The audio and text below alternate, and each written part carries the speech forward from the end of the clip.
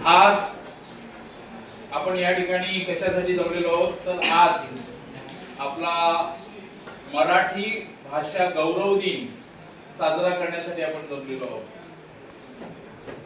आपल्याला माहिती आहे की आपल्याला वेगवेगळे मराठी दिन साजरे करतो आपण, पण याच्यातला हा जो विशेष म्हणजे की एक थोर साहित्यिक कविश्रेष्ठ कविवर्य कुसुमाग्रज त्यांचं नाव विष्णू वामन शिरवाडकर यांचा जन्मदिन हा मराठी भाषा गौरव दिन म्हणून साजरा करीत आहोत। कुसुमाग्रजांसारखं ज्ञानपीठ पुरस्कार ज्यांना मराठी भाषेतला दुसरा ज्ञानपीठ पुरस्कार मिळालेला आहे। पहिला वि.स. खांडेकर हे थोर कादंबरीकार त्यांना मिळालेला होता आणि हा दुसरा ज्ञानपीठ पुरस्कार त्यांना मिळालेला आहे।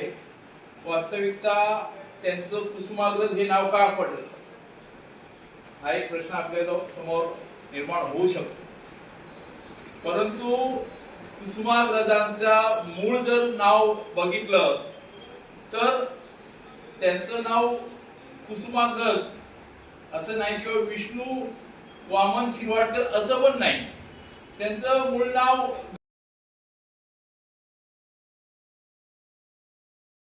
आणि म्हणून कुसुमाग्रज यांना दत्तक घेतलं म्हणजे कुणाला कोणी नसेल तर मग एखाद्या ठिकाणी जास्त एखाद्या भावाला जास्त मुलं असतात। कादंबऱ्या आहेत त्या कादंबऱ्या त्यांनी किंवा इतर साहित्य गद्य लेखन केलेले ते विवा शिरवाडकर म्हणूनच केलेले, पण कविता लेखन जे आहे ते कुसुमाग्रज या टोपण नावाने कविता लिहिलेले। तसं आपल्याला माहिती की निसर्ग कवी कोण बी नारायण मुरलीधर गुप्ते, पण ते बी नावाने प्रसिद्ध।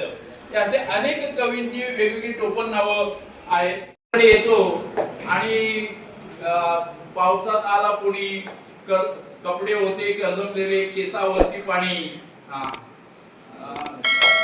100 बसला बोलला वरती पाहून, आणि मग तो सरांजवळ कसं काय बोलायचं काय झालं तर बिचारा पुरातून आल्या होता, पुरामध्ये त्याचं सगळं वाहून गेलं होतं आणि काय चिखलगाळ काढतो आहे पुरात, म्हणजे त्या पुराने सगळंच वाहून नेलेलं आहे आणि त्याच्यामध्ये फक्त त्याची पत्नी वाचलेली, बायको मात्र वाचली आणि हे सगळं बघितलं सरांना खूप वाईट वाटलं आणि मग सरांचा हात खिशाकडे गेला की बाबा त्यांना काहीतरी बाबा मुलाला मदत करावी, आपलाच विद्यार्थी आहे।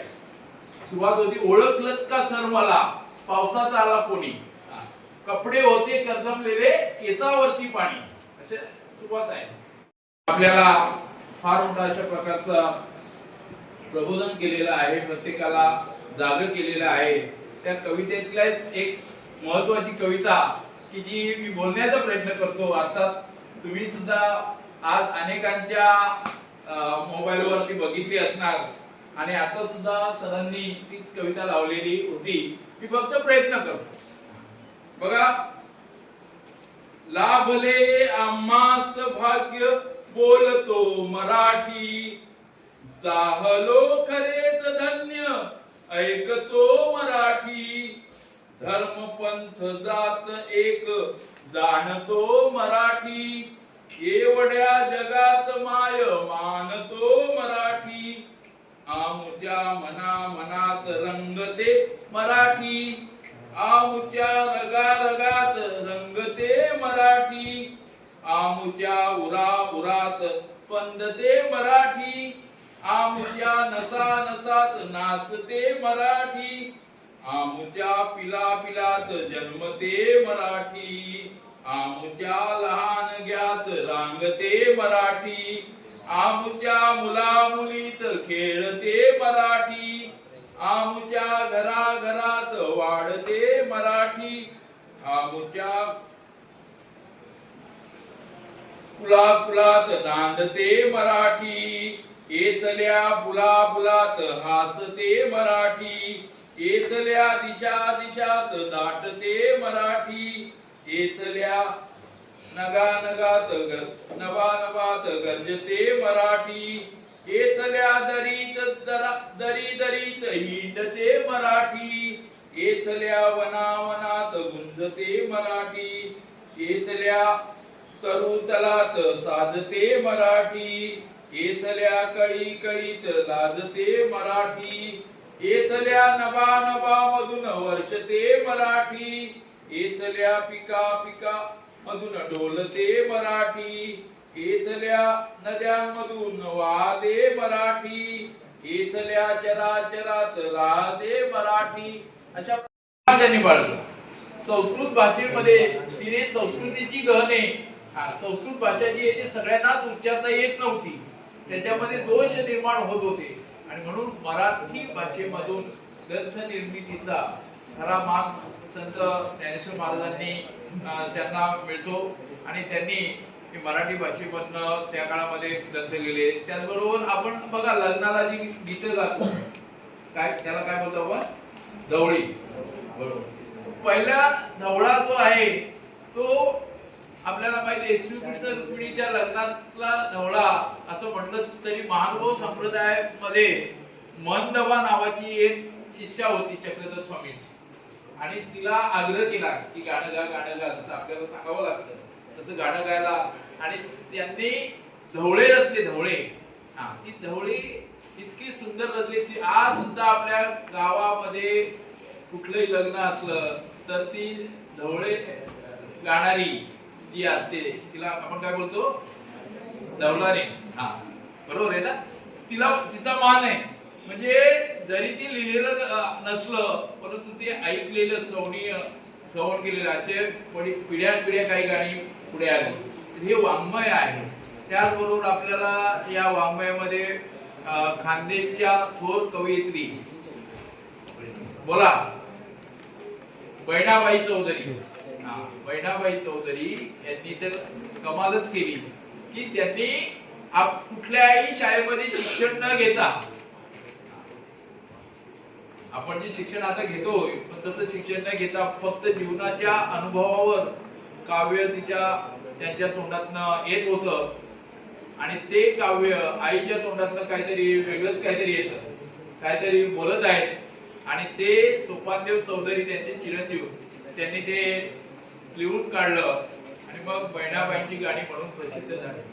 त्यांनी कितीतरी असं अरे संसार संसार जसा तवा तुल्यावर आधी हाताला चटका तेव्हा मिळते भाकर असं जीवनातला अनुभव त्यांनी सांगितला. किंवा काही गोष्टीला आपण खरं काय बोलायचं, खोटं कशाला बोलायचं, कशाला खोटं बोलायचं, कशाला खरं बोलायचं, आपल्या प्रत्येक गोष्टीचा त्यांनी अनुभव घेतला, निसर्गाचा अनुभव घेतला आणि त्यांनी ते काव्यातनं व्यक्त केले. त्यावेळेस नंतर खरं म्हणजे काही जसं पोवाडे आले होते छत्रपती शिवाजी महाराजांच्या काळातले, ते सुद्धा वीररस प्रधान 11वीच्या मुलींनी त्या दिवशी सुंदर छत्रपती शिवाजी महाराजांचा पोवाडा गायला. तर हे पोवाडे लावणी आली. मराठी आपला मान मराठी, जगण्याचा ध्यास मराठी, महाराष्ट्राचा श्वास मराठी. सन्माननीय व्यासपीठ, माननीय मुख्याध्यापिका, वंदनीय गुरुजन वर्ग आणि माझा मित्रमंडळी, सर्वांना माझे नमस्कार. सर्वप्रथम सर्वांना मराठी भाषा गौरव दिनाच्या खूप खूप शुभेच्छा. 27 फेब्रुवारी आज आपण मराठी भाषा दिन साजरे करण्यासाठी येथे एकत्र जमलेलो आहोत. आजच्या दिवशी थोर कवी कुसुमाग्रज यांची जन्म झाला होता. त्यांनी मराठी भाषेला आपल्या साहित्यातून एक सोन्याचे दिवस दाखवले होते. मराठी भाषा केवळ आपली मातृभाषा नाही तर ती आपली ओळख आहे.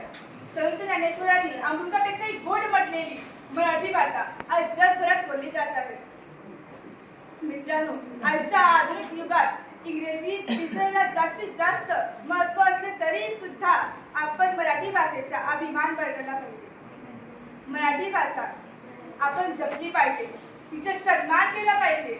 आपण आपल्या दैनंदिन जीवनात जास्तीत जास्त मराठीचा वापर करून तिचा सन्मान केला पाहिजे. मराठी भाषा जपणे, तिला एका पिढीकडून दुसऱ्या पिढीकडे पोहोचवणे आणि तिचा सन्मान करणे हे आपले कर्तव्य आहे. आपण जास्तीत जास्त मराठीचं पुस्तके वाचली पाहिजे आणि शुद्ध मराठी बोलण्याचा प्रयत्नही केला पाहिजे. मराठी असे आमची मायबोली, मराठी असे आमची मायबोली, मराठी असे आमचा स्वाभिमान. एवढे बोलून मी माझे 2 शब्द संपवते. जय हिंद, जय महाराष्ट्र.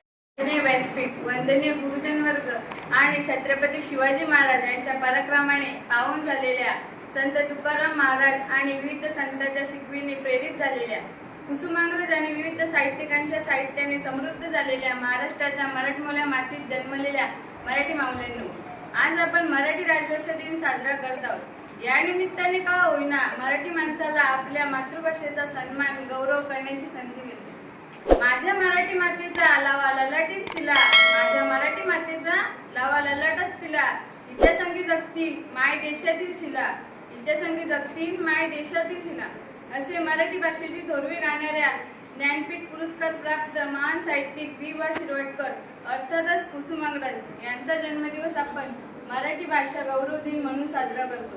मराठी बोलणारा माणूस आज जगाच्या कानाकोपऱ्यात गेलेला आहे. कोणी शिक्षणाच्या निमित्ताने, कोणी व्यवसायाच्या निमित्ताने, तर कोणी नोकरीच्या निमित्ताने. उच्च शिक्षित होऊन इंग्रजी, हिंदी सारख्या इतर भाषा अवगत करून ग्लोबल होऊन मराठी माणूस आज आपल्या आईला, मातृभाषेला विसरत चालला आहे. मान्य आहे आपण जागतिकीकरणाच्या स्पर्धेत उतरला, पण या स्पर्धेत मराठी भाषेला कोणीही विसरू शकत नाही. कारण जन्म झाल्यानंतर मुखातून पहिला शब्द आला तो मराठीच होता. इतरांशी संवाद सुरू करताना पहिला शब्द हा मराठीच होता, हे विसरून चालणार नाही. छत्रपती शिवाजी महाराजांनी नेहमीच मराठी भाषा आणि मराठी संस्कृती रक्षणाचे कार्य केले. स्वातंत्र्यवीर सावरकर यांना घडविले मराठीनेच, दादासाहेब फाळके ते दादा कोंडके यांना घडविले ते मराठीनेच, संत तुकाराम, संत ज्ञानेश्वर, संत एकनाथ हे संत घडले ते या मराठीच्याच खुशीत, वासुदेव बळवंत फडके सारखा आद्य क्रांतिकार घडला तो मराठी मातीतच, सचिन तेंडुलकर ते लता मंगेशकर ही रत्ने घडली ती मराठी भूमीतच, पु. ल. देशपांडे, कुसुमाग्रज यांच्यासारखे साहित्यिक तृप्त केले ते मराठीनेच, घटनेचे शिल्पकार डॉ. बाबासाहेब आंबेडकर घडले ते मराठीतच. असे कितीतरी असामान्य कार्य करणारे असामान्य लोक या मराठी भाषेने घडविले आहेत. आज मराठी भाषा गौरव दिन साजरा होतोय खरा, पण मराठी टिकावी, मराठी भाषेची किंमत वाढावी यासाठी आपण कोणते प्रयत्न करणार आहोत याचा विचार करणे आवश्यक आहे. प्रत्येकाने ठरवले पाहिजे जास्तीत जास्त मराठी भाषेचा उपयोग दैनंदिन व्यवहारात करेल. आपण दिवसभरात आणि या महाराष्ट्राचे भूषण ज्यांना साहित्याचा सर्वात मोठा पुरस्कार समजला जातो तो ज्ञानपीठ पुरस्कार मिळवणारे मराठी कवी जर कोणी असतील तर ते होते वि. वा. शिरवाडकर. बोलू दे, वि. वा. शिरवाडकर. या वि. वा. शिरवाडकर आपण मराठी भाषा दिन का साजरे करतो? सरांनी सांगितलं, हिने सांगितलं, कारण आज मराठी भाषा ही लोप पावत चाललेली आहे. आपण पण वर्गात बोलताना बघा, मी इथे कोणी बोलत नाही, आपल्या वर्गामध्ये सर्व भाषिक विद्यार्थी आहेत, बरोबर.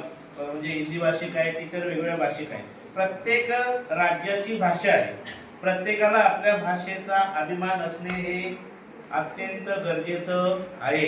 आणि तसा आपण या महाराष्ट्रात राहतो, जो महाराष्ट्र सगळ्या राज्यांच्या लोकांना सामावून घेतो.